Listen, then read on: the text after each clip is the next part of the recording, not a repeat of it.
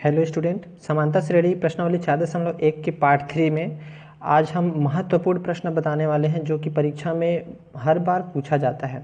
तो प्रश्न नंबर 19, एक समांतर श्रेणी का पीवा पद 1/q और क्यूवा पद 1/p है, तो सिद्ध कीजिए कि श्रेणी के पी क्यूवे पद का मान 1 है। बहुत ही आसान प्रश्न है ये। हमें यहाँ पर पी क्यूवे पद का मान ज्ञात करना है। चूँकि हमें यहाँ प्रथम पद और सार्वधातर नहीं बताया गया है, तो हम सबसे पहले उसे मान लेते हैं। माना समांतर श्रेणी का प्रथम पद a है तथा सार्वधातर d है, तब प्रश्न अनुसार हमें देखते हैं यहाँ पर पीवा पद 1/q। चूँकि हम सबसे पहले देखते हैं एनवा पद हम क्या लेते हैं, ए एन बराबर a + n-1 d, और ये हमारा एनवा पद है। अब हम देखते हैं, चूँकि हमें क्या बोला गया है कि हमें यहाँ पर पीवा पद 1/q है, तो हम देखते हैं एन की जगह हम क्या रखेंगे, पी रखेंगे। चूँकि एनवा पद में एन होता है और पीवा पद में पी, तो हम यहाँ लिखेंगे ए पी बराबर, लिखा है पीवा पद हमारा 1/q, तो ये हमारा हो जाएगा 1/q। अब हमें पता है ए एन का मान हमारा ये होता है, तो एन की जगह हमने क्या रखा है, पी, तो यहाँ पर हम पूरे एन की जगह हम क्या रखेंगे, पी। इसलिए ए पी के स्थान पर हमारा हो जाएगा ए प्लस एन के स्थान पर पी -1 और डी बराबर 1/q। तो ये हमारा हो जाएगा पहला समीकरण, हम इसे नाम देंगे। इसी प्रकार हमारा यहाँ पर क्यूआ पद है, तो हम क्यूआ पद यहाँ पर देखते हैं क्या हो जाएगा। तो यहाँ लिखेंगे ए क्यू बराबर, क्यूआ पद हमारा है 1/p, तो 1/p। अब क्यू के स्थान पर हम यहाँ देखते हैं क्या हो जाएगा हमारा क्यूआ पद, तो a + q - 1 d = 1/p, और हमें इसका नाम देना है समीकरण 2। इस प्रकार हमें 2 समीकरण यहाँ पर प्राप्त हो चुके हैं।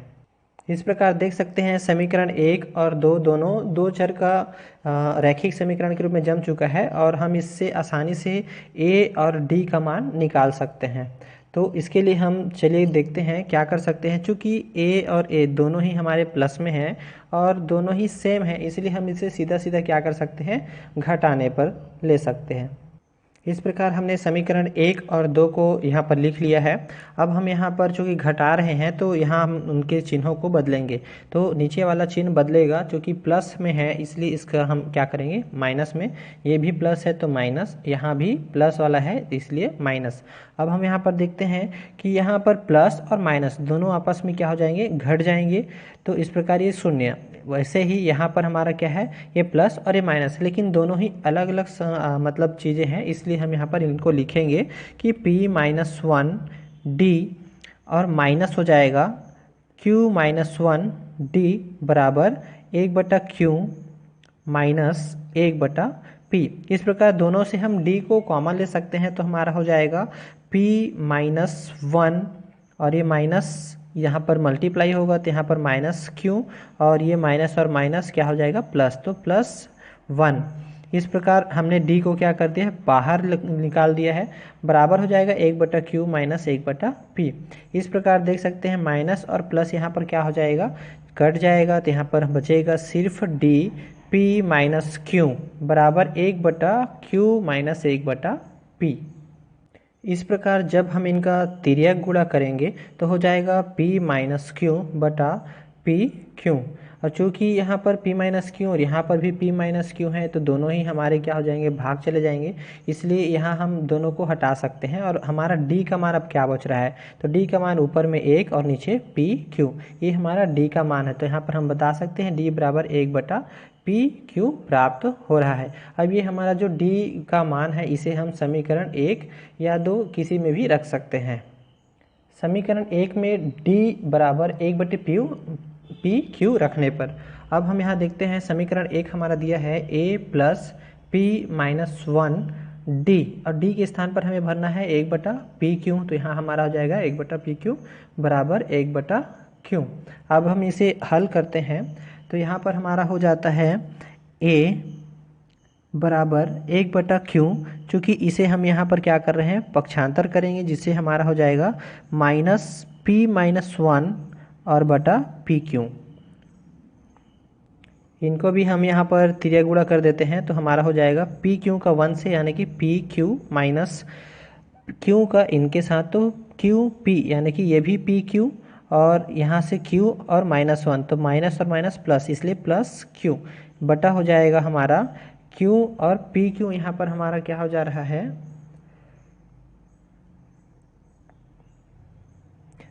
क्यू पी और क्यू, चूँकि 2 बार है इसलिए यहाँ हम लगाएंगे स्क्वायर। इस प्रकार यहाँ पर हो जाता है पी क्यू प्लस और माइनस, ये जो है हमारा घट जा रहा है। यहाँ बच रहा है सिर्फ क्यू बटा क्यू का वर्ग और पी, और चूँकि यहाँ 2 क्यू है इसलिए 1 क्यू यहाँ से हम कटाएंगे और 1 क्यू यहाँ से, तो ये हमारा कट गया। अब बच रहा है ए बराबर क्यू, ऊपर में हमारा 1 बचेगा और नीचे हमारा क्यू और पी। इस प्रकार हमें ए का मान यहाँ पर प्राप्त हो चुका कि 1 बटा पी क्यू, ये हमारा ए का मान है। इसलिए पी क्यूआ पद, यानी कि पी क्यूआ पद, चूँकि प्रश्न में हमको ये निकालने के लिए बोला गया है, तो ये हमारा हो जाता है ए पी क्यू। तो ये हमारा मान क्या आएगा यहाँ पर, इसके बदले हम यहाँ लिख सकते हैं ए प्लस, हम एन के जगह क्या रखेंगे पी क्यू, यहाँ हो जाएगा P Q minus 1 D.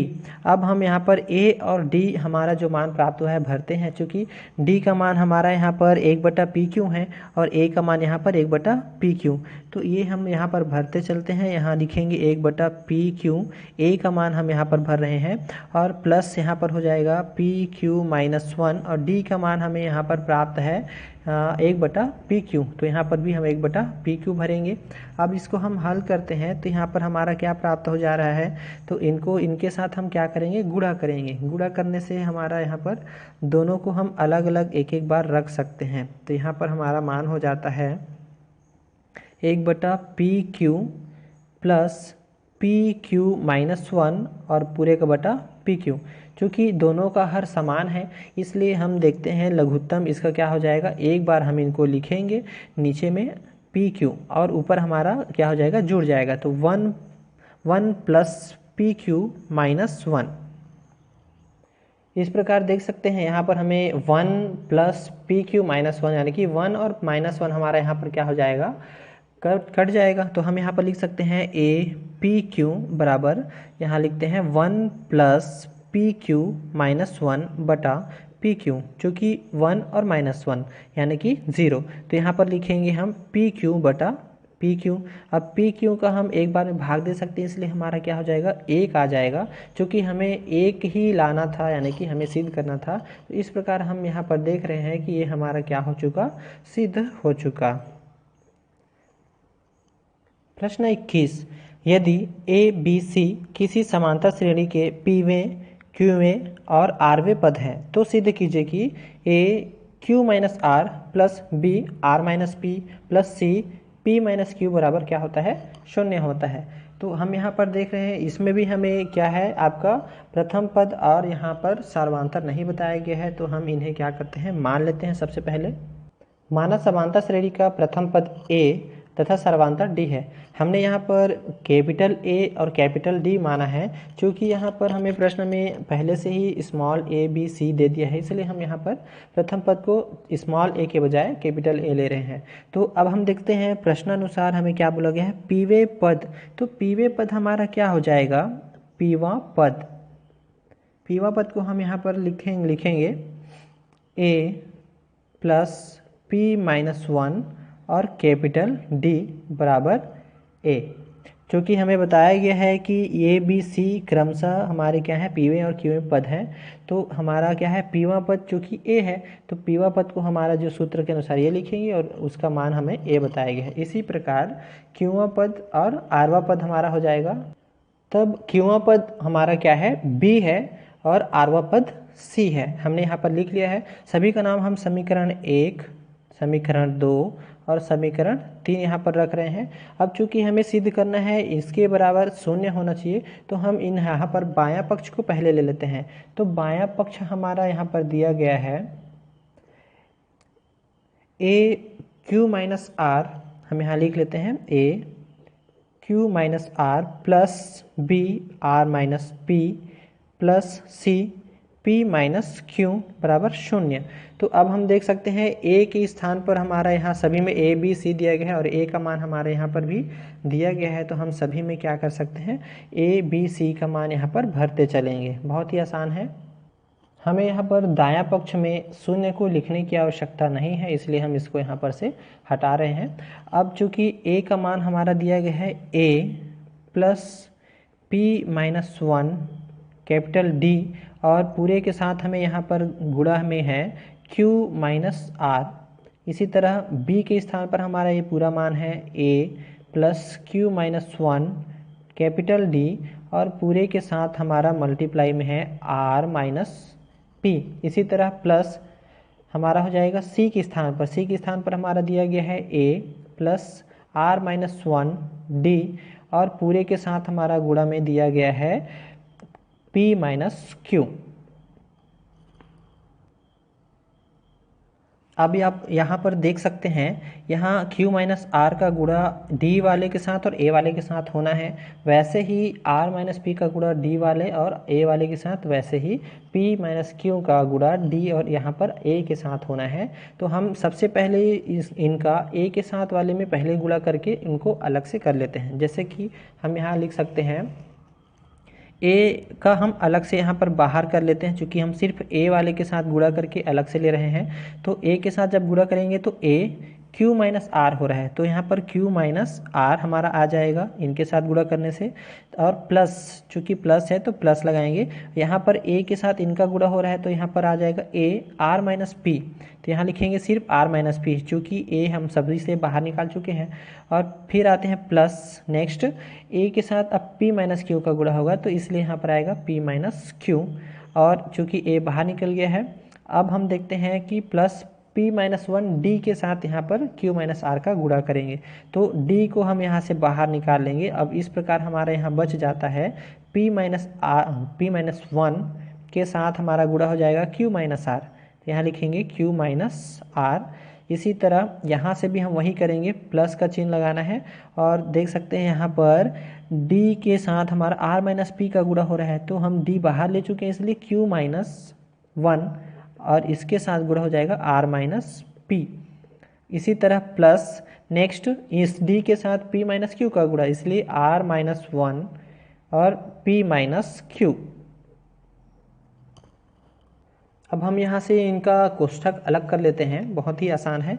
a को हम यहाँ लिखेंगे और यहाँ पर हो जाएगा q minus are plus r minus p और प्लस p माइनस क्यू।